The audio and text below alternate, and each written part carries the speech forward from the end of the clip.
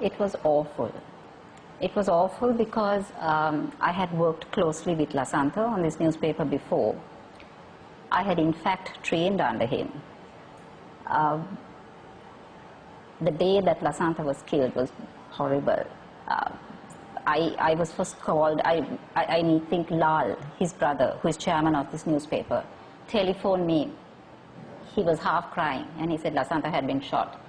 And I rushed to the hospital and watched him die.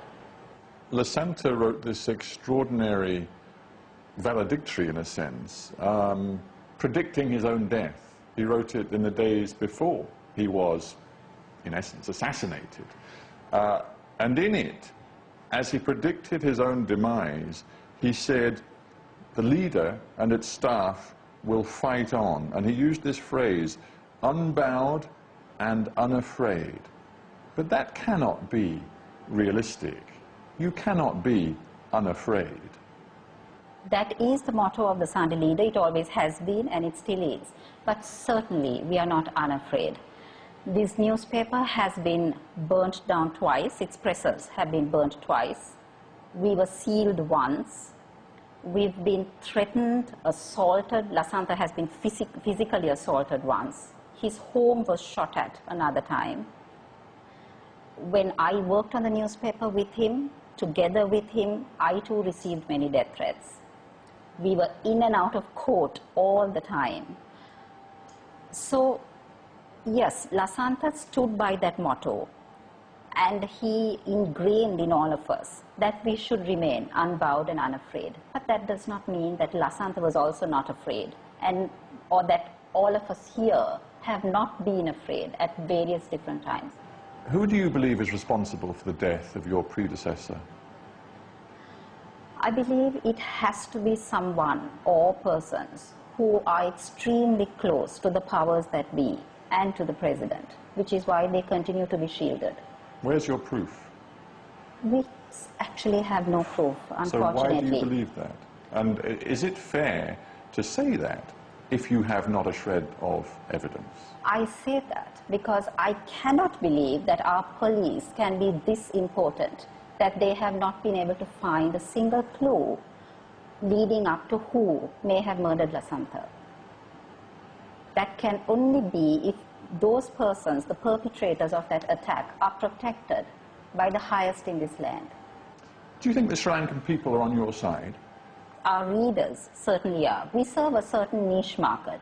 It's an English newspaper, so we are certainly not as big as a Sinhala newspaper and reaching out to the majority in that context. Most Sri Lankans are more concerned right now with peace, security, and economic growth.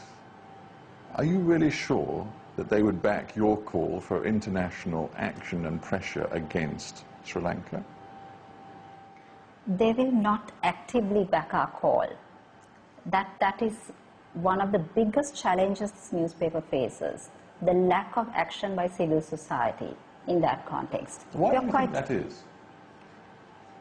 I have no idea. This level of apathy among Sri Lankans is something I myself cannot understand. Because as much as you say that yes, we have peace, economic growth and development to a certain extent, on the other hand, there is no freedom of expression, which is what this newspaper has consistently called for.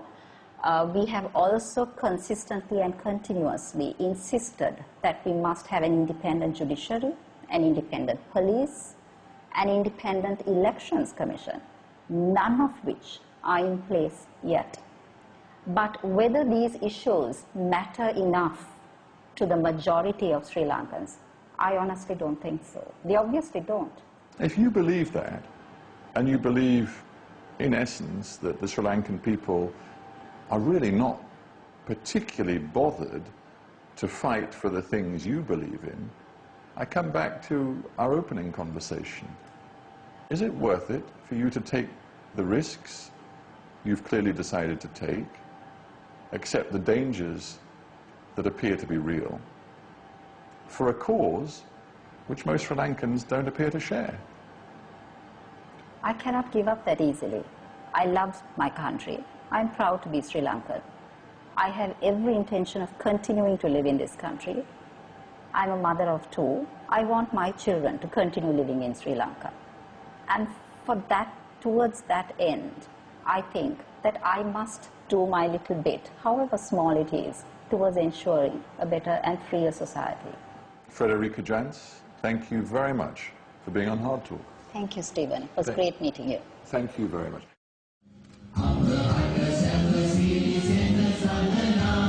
The Sri Lankan government remains preoccupied with national security, and this is the man who has come to embody the iron will of the country's security apparatus.